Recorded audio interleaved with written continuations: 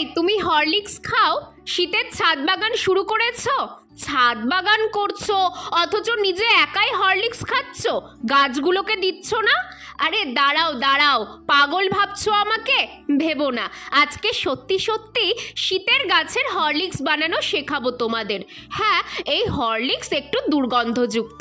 যারা আমার মতো একেবারে ছোট ছোট শীতের চারা গাছ কিনে এনেছো, তারা কাল থেকেই এই হরলিক্স গাছে দেওয়া শুরু করো।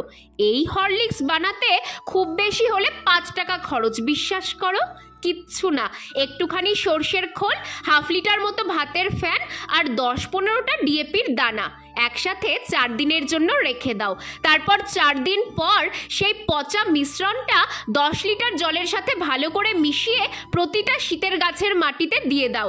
এটা খুবই উপকারী একটা তরল সার, যা নাইট্রোজেন, পটাশিয়াম, ফসফরাস সব কিছুর উৎস।